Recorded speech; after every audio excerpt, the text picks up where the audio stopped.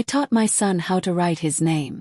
I remember sitting at the kitchen table, my hand over his small one, guiding the pencil as we practiced the curves of the S and the straight line of the T. He would wrinkle his nose in concentration, his tongue peeking out between his lips as if that helped him focus, and when he finally finished the word mark, crooked but proud, he would look up at me like he had just conquered the world.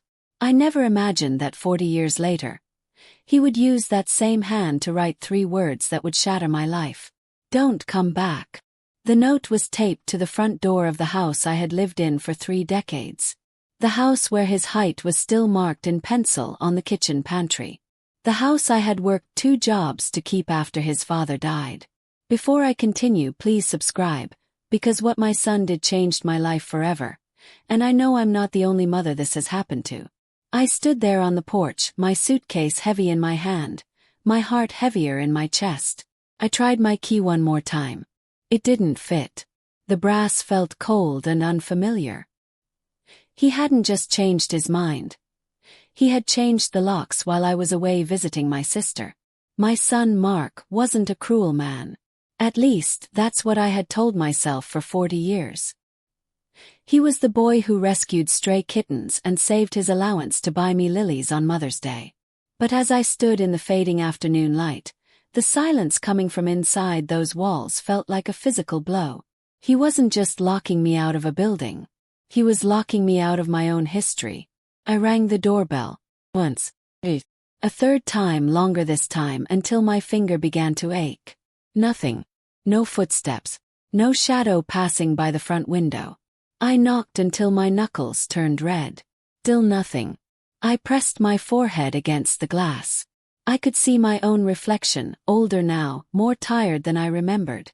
Behind me, a car drove past slowly, the driver probably wondering what kind of woman stands outside her own house with a suitcase and nowhere to go. I pulled out my phone and called Mark. Straight to voicemail. "Mark," I said, my voice already shaking. "It's me. I'm at the house. I don't understand this. Please call me back." I ended the call and immediately dialed again. Voicemail. I felt something deep in my chest crack. Not break. Crack. Like a fault line opening. For 30 years I had opened that door every morning. I had cooked his breakfasts there, bandaged his scraped knees there, sat at the kitchen table with him when he cried over his first heartbreak. I had buried his father from that house. I had grieved there. I had healed there. And now I was being told, with 3 careless words, that it was no longer mine. I sat down on the porch step, my suitcase still beside me, and tried to steady my breathing. My hands were trembling so badly I had to grip my coat just to keep them still. I kept staring at the note, as if it might change, as if the ink might rearrange itself into something kinder. "Don't come back." Felt so final. So cold. Not even my name. Not even Mom. Just a command. A neighbor across the street opened her curtains a crack. I knew what she was thinking. People always think the worst when they see something like this. Maybe she thought I was a tenant being evicted. Maybe she thought I was a drunk who had locked herself out. I almost wished one of them were true. At least then there would be some sense to it. Finally, I picked up my suitcase and walked away from the house that had been my entire adult life. Each step felt like I was leaving a piece of myself behind. I didn't know where I was going. I just knew I couldn't stay there, sitting on that porch like a ghost. I took a taxi to a small motel on the edge of town. It smelled faintly of cleaning solution and old carpet. The room was narrow and dim, with a single bed and a small table by the window. I set my suitcase down and sat on the bed, staring at the wall for a long time. Called Mark again. Voicemail. That first night I didn't sleep. I lay on top of the stiff motel blankets, listening to the hum of the air conditioner and the distant sounds of traffic. Every few minutes I checked my phone, convinced that I had missed a call. There was nothing. No text. No voicemail. No apology. By morning my eyes burned and my head ached. I got up and walked to the small bathroom mirror. The woman staring back at me looked older than she had the day before. There was something hollow in her eyes that hadn't been there before. I called him again. Voicemail. "Mark, please. I said, my voice barely a whisper now. Just tell me what I did. That was the question that kept tearing at me. What had I done? Had I said something wrong? Had I embarrassed him? Had I somehow become a burden without realizing it? When his father died, Mark was only 19. I had held him while he cried, promising him that we would be okay, that we would face the world together. And we had. I had worked double shifts at the hospital, coming home exhausted but grateful that I could still provide. Mark had gone to college, then gotten a good job, then married a woman named Claire who was always polite but never warm. I tried to tell myself this was her doing. It was easier to blame a stranger than the boy I had raised. Claire was ambitious. She liked nice things. Big houses. New cars. Maybe she thought I didn't fit into the picture they were building. But still, Mark wouldn't just do this. Would he? The next day, I checked out of the motel and found a tiny studio apartment for rent. It was all I could afford on my savings and my small pension. 1 room. A narrow kitchenette. A bathroom with a shower that took forever to heat up. The window looked out onto a brick wall instead of my garden.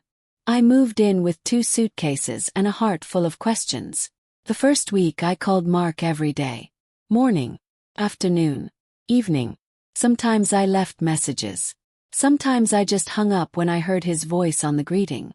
It was easier than hearing my own voice break. Nothing. The second week I called every other day. Still nothing.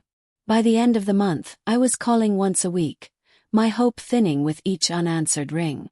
I started to feel like I was shouting into a void. In the silence, memories came flooding back. Mark was 6 years old, running through the sprinkler in the backyard, laughing so hard he could barely breathe. Mark was 12, bringing home a stray dog and begging me to let him keep it. Mark was 18, standing awkwardly in a rented tux at his high school prom. Where had that boy gone? Sometimes I would walk past my old house. I kept my distance, staying across the street, pretending I was just another passerby. The curtains were usually drawn. The lights were on at night. Life was still happening inside, just without me. Once, I saw Mark's car in the driveway. My heart leaped. I almost ran across the street, almost pounded on the door again. But something stopped me. The note was still taped there, yellowed now, curling at the edges. Don't come back. I went home and cried into my pillow until I had no tears left. People say that time heals all wounds. They're wrong. Time just teaches you how to live with the pain. The days began to blur together. I woke up. Matey. I sat by the window. I waited for a phone call that never came. The loneliness was a heavy thing, settling into my bones. I had been a mother for 40 years. Now suddenly I was nothing. No calls. No visits. No place in anyone's life. I told myself I was strong. I had survived losing my husband.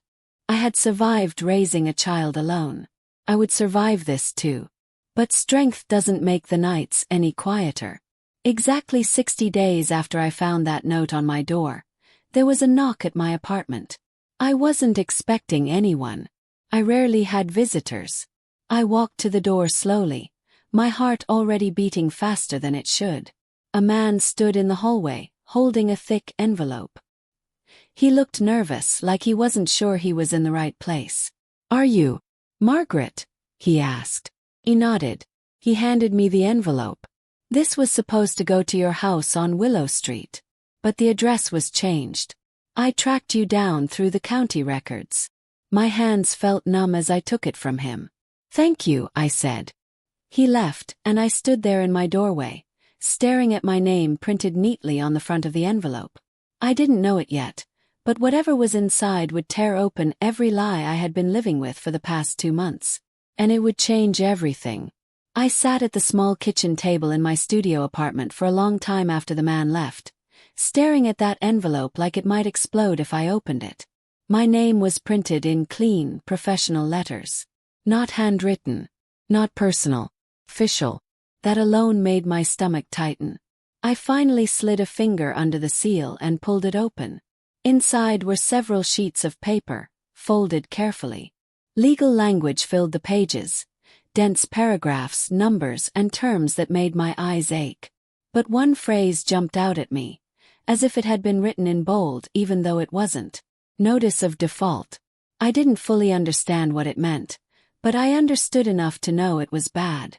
The papers were about my house. My house. They said there was a debt against the property. Large one. Larger than anything I could have imagined. According to the documents, payments hadn't been made, and if the situation wasn't resolved, the house could be seized. Felt dizzy. I had paid off that mortgage years ago. After my husband died, I had scraped and saved and taken extra shifts until the final payment was made. I still remember the feeling of holding that paid-in-full letter in my hands. It was one of the proudest moments of my life. So how could there be a debt now? I flipped through the pages, my heart pounding. My name was on them. My address. My signature, or at least something that looked like it. But I knew that wasn't my handwriting. Cold fear crept up my spine. The date on the documents was just weeks before Mark locked me out of the house. I sat back in my chair, suddenly unable to breathe properly. This wasn't just cruelty. This wasn't just a son being heartless. Something was very, very wrong. I grabbed my phone and called Mark. Voicemail. Mark, I said, my voice shaking now. You need to call me back. There's something wrong with the house. Please. I hung up and immediately dialed again. Nothing. I stared at the papers, trying to make sense of them. My name had been used. My home had been used as collateral for something. But for what? The next day I went down to the county office. I stood in line for almost an hour, clutching the envelope to my chest like it was the last piece of my life. When it was finally my turn, a tired-looking woman behind the counter took the papers and typed my name into her computer. Her brow furrowed. These documents are part of a private loan, she said. The property was used as security. I never took out a loan, I said. She glanced at me, her eyes softening just a little. The signature on file says you did. I shook my head. That's not my signature. She sighed. You'll need a lawyer. I walked out of the building feeling like the ground beneath me had shifted. A lawyer costs money. Money I didn't have much of anymore. Still, I couldn't ignore this. If I did nothing, I could lose my house forever. I tried Mark again. Voicemail. As I left another message, anger began to replace some of the fear. Had he done this? Had he used my name, my house, my trust, and then locked me out to hide it? The thought made my chest burn. I remembered the way Claire had looked at the house when she first moved in. How she walked through the rooms with calculating eyes. How she talked about renovations, about increasing the value. I had brushed it off then. I wanted to be welcoming. I didn't want to be the kind of mother-in-law who caused problems. Now I wondered if I had been blind. I went back to the apartment and spread the papers out across the tiny table. Every number felt like an accusation. Every paragraph felt like proof that someone had been planning something behind my back. Over the next few days I did what I could. Called a legal aid office. Filled out forms. I waited on hold. It was exhausting and humiliating. Having to explain over and over that I was an old woman who might be losing her home because of something I didn't understand. And still Mark did not call. Once I drove by the house again. I parked down the street, my hands gripping the steering wheel so tightly my knuckles turned white. I watched as Mark and Claire came out the front door. They were laughing. Claire was talking animatedly, her hands moving in wide gestures. Mark nodded, a faint smile on his face.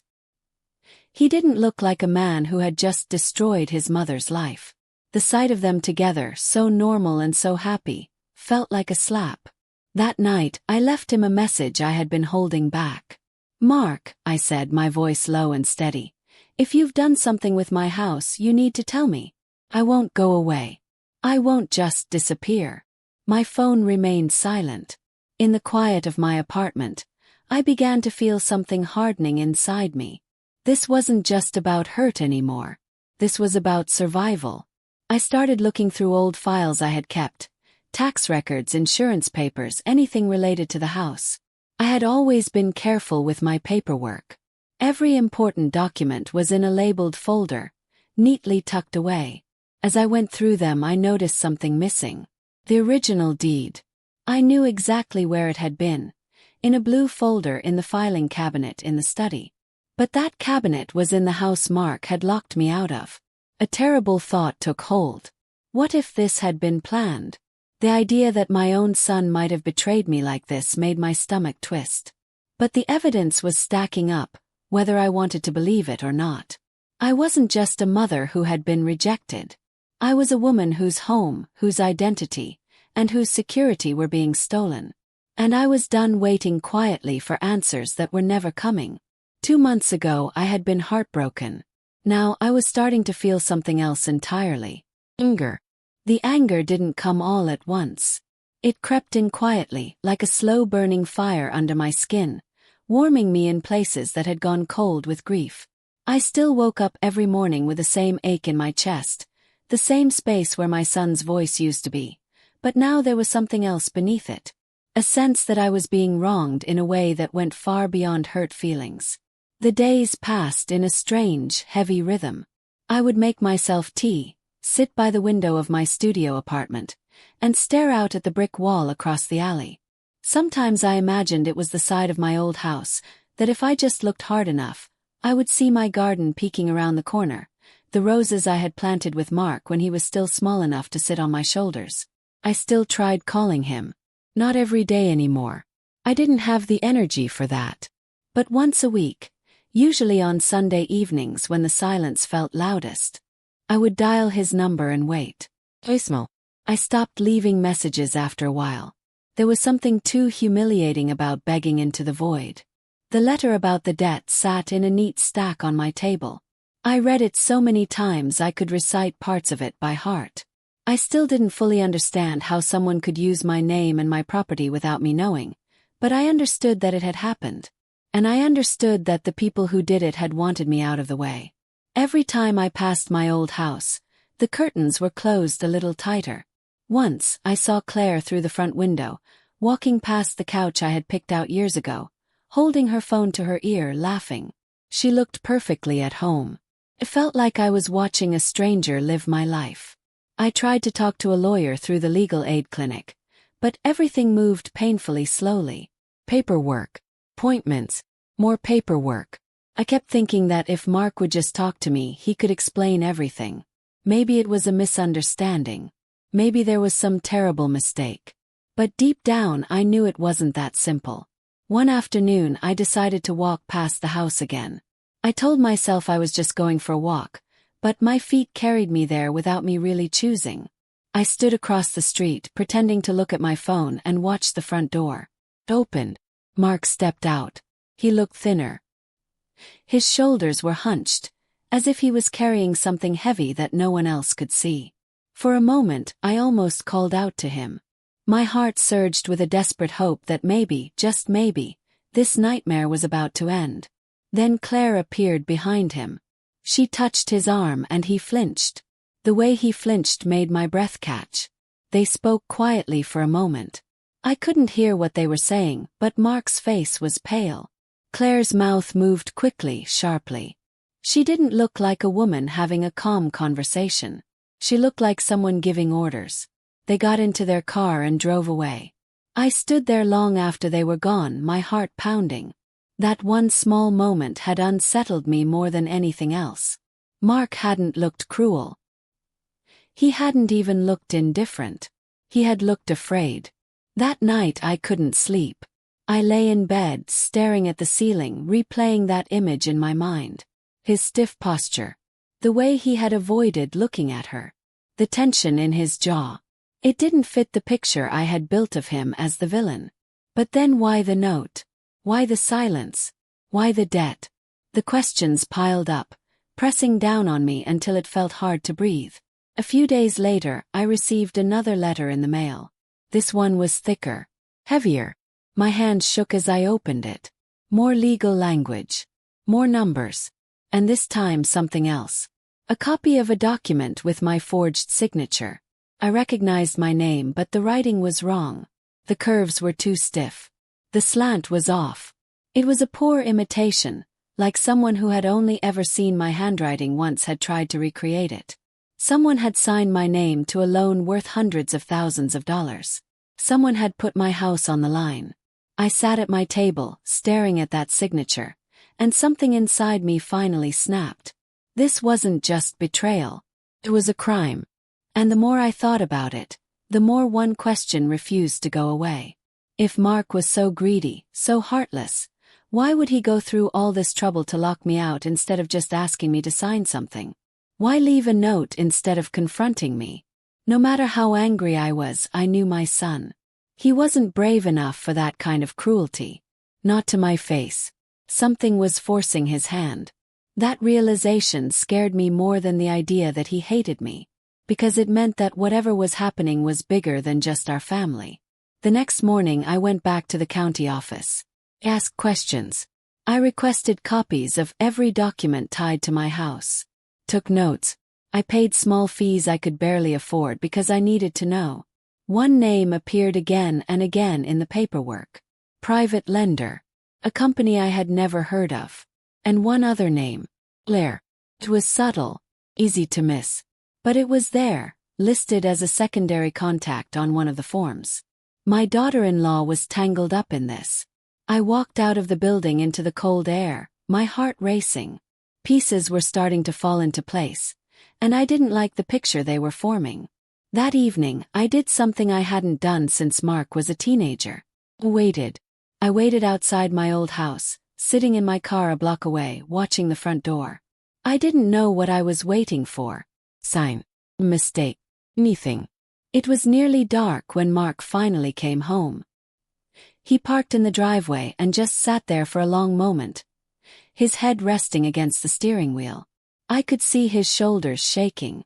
He was crying. My heart clenched. That was not the face of a man who had coldly erased his mother. That was the face of someone trapped. I didn't go to him. I stayed where I was, watching, learning. For the first time since I found that note on the door, I felt something stir inside me that wasn't despair. It was determination. Whatever was really going on, I was going to find out. And someone was going to answer for it. I stopped driving past the house after that night, but the image of Mark in his car stayed with me. His head bowed. His shoulders are shaking. It didn't match the story I had been telling myself for 2 months, and that bothered me more than anything else. When someone looks cruel, it's easy to hate them. When they look afraid, it makes you question everything. I kept gathering documents. Every form, every notice, every copy of my supposed signature. My little studio apartment began to look like a war room. Papers covered the table, the bed, and even the floor. I pinned timelines together in my mind, tracing when things had changed. The loan had been taken out shortly before I went to visit my sister. The locks were changed while I was gone. The note appeared when I came back. Too precise to be random. I tried calling Mark again. I didn't leave a message this time. I just listened to his voicemail greeting, memorizing the sound of his voice, and hung up. I didn't want him to know what I was about to do. A few days later, I received another piece of mail. This one was addressed to the house on Willow Street, but it had been forwarded to me by mistake. It was from the same private lender. Inside was a notice about a missed payment. The amount was staggering. I felt my knees weaken as I read it. Whoever had taken out this loan was in deep trouble. And because it was tied to my house, so was I. That night I did something I never thought I would do. I went to see Claire. I waited until I knew Mark would be at work. I had learned his schedule by watching the house, by noticing when his car was gone. I parked a few streets away and walked the rest of the distance, my heart pounding with every step. When I rang the doorbell, she answered. Her smile froze when she saw me. "What are you doing here?" she asked, her voice tight. "I came to talk," I said quietly. "There's nothing to talk about," she snapped. "You're not welcome here." I looked past her, into the living room that used to be mine. Everything was different. New furniture. New curtains. It looked like someone had wiped me out of the space completely. "Mark isn't here, is he?" Yes. Her eyes flicked away for just a second. "No," she said. "Good," I replied. "Then you can stop pretending." Her expression hardened. You need to leave. Not until you tell me why my name is on a loan I never took out. For the first time she looked uneasy. I don't know what you're talking about. You do, I said. And so does Mark. That's why he won't speak to me. She laughed, sharp and brittle. He won't speak to you because you're a problem. No, I said. He won't speak to me because you've given him an ultimatum. Her eyes flashed. You have no idea what you're saying. I know you forged my signature, I said softly. I know you used my house as collateral. And I know you made my son choose between me and whatever mess you got yourselves into. For a long moment we stared at each other. The air between us felt thick, electric. Then she smiled. It wasn't a kind smile. You always were too nosy, she said. This would have been so much easier if you'd just stayed gone. My stomach dropped. So it's true, I said. I shrugged. The house was just sitting there, full of equity. We needed money. You're old. You don't need a big place like that. And you thought the best way to get it was to steal it, I replied. Her smile widened. Mark didn't want to. He's weak. But I told him if he didn't do what I said, I'd make sure he lost everything. Everything. His job, she said lightly. His reputation. And yes, you. The cruelty of it made me feel sick. You used me to control him, I said. She tilted her head. It worked, didn't it? You disappeared. He stayed in line. I realized then that the note on the door hadn't been Mark's idea. It had been hers. A way to cut me out cleanly so she could finish whatever she had started. I turned and walked away before she could say anything else. My legs were shaking, but my mind was clear. Mark hadn't betrayed me. He had been trapped. And now that I knew the truth, I wasn't going to let either of them stay in that cage. Not him. And not me. I didn't go home after I left Claire standing in the doorway of my old house. I drove until the streets began to blur together, until the anger inside me stopped shaking and settled into something colder, something sharper. I parked in a grocery store lot and sat there with my hands resting on the steering wheel, staring at nothing.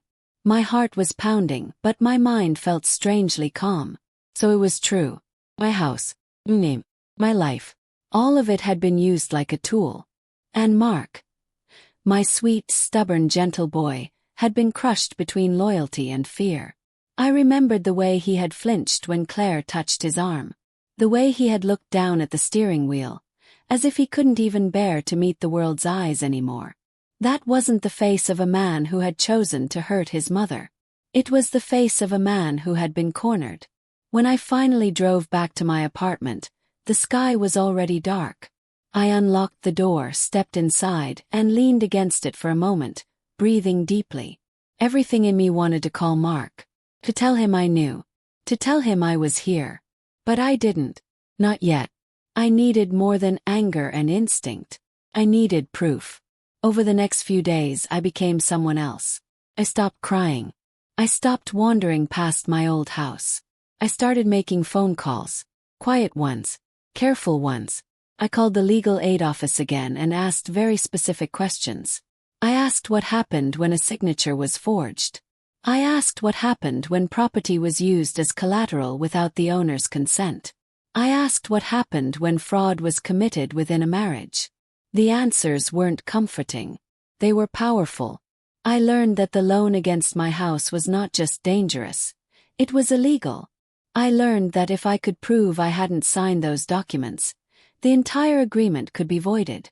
And I learned that the person who had done it could face very real consequences.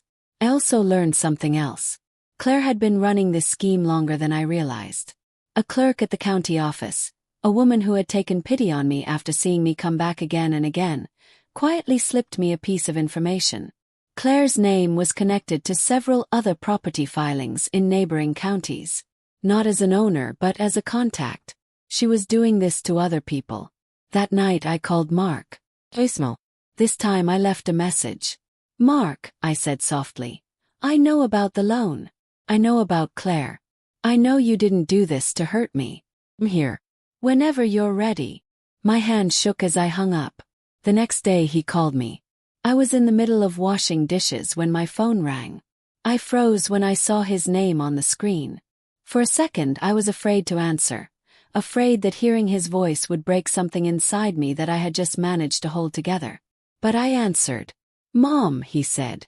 That single word nearly brought me to my knees. "I'm so sorry," he whispered.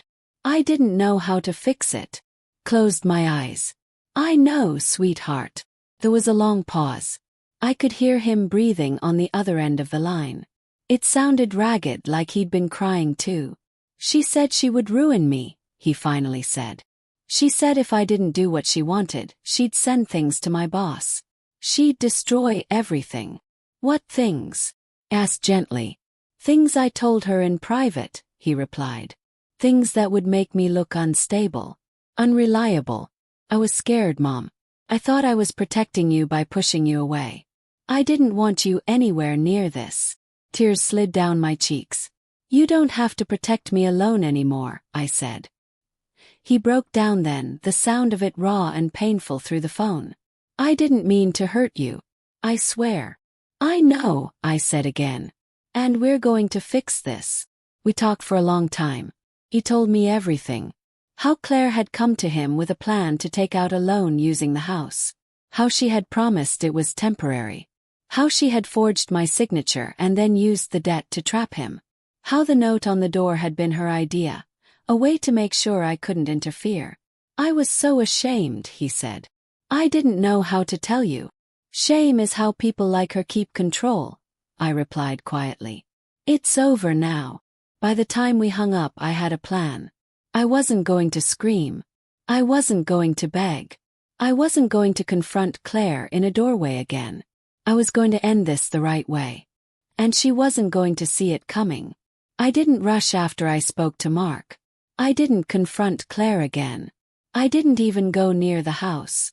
I let her believe she was still winning. People who think they are safe make mistakes. That's when the truth slips out. Mark and I spoke every night after that. Quiet calls. Careful words. He was afraid she would check his phone, so we kept everything simple. He told me what she was doing. I told him what I was learning.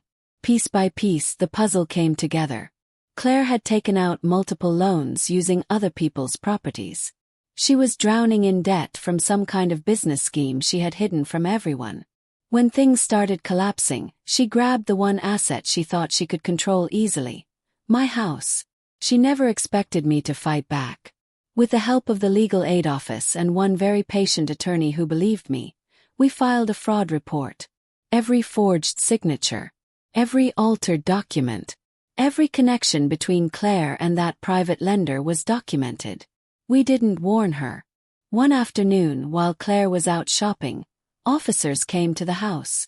They didn't knock gently. They didn't whisper. They took boxes of paperwork, computers, and files. Mark stood there, shaking, as everything she had built out of lies was carried away. When she came home and saw the police, she didn't scream. She went very still. That was when Mark knew it was over. The next time I saw her, it was in a small, plain room at the police station. Her eyes burned with fury when she looked at me. "You ruined everything," she hissed. I met her gaze calmly. "No," I said. "You did." The loan against my house was declared invalid. The debt disappeared. The threat to my home was gone. Mark asked me to come back that same week. When I unlocked the front door for the first time in months, I felt like I was stepping into my own skin again. The house still smelled like me. The walls still held my memories. Even if some of the furniture was different, the soul of the place hadn't changed. Mark cried when he hugged me. Not quietly. Not politely. He cried the way little boys do when they've been afraid for too long. "I'm so sorry," he kept saying. "I know," I told him. "And I'm here." Life didn't go back to the way it was before. It became something better. Something more honest. Mark started rebuilding. Slowly. Carefully.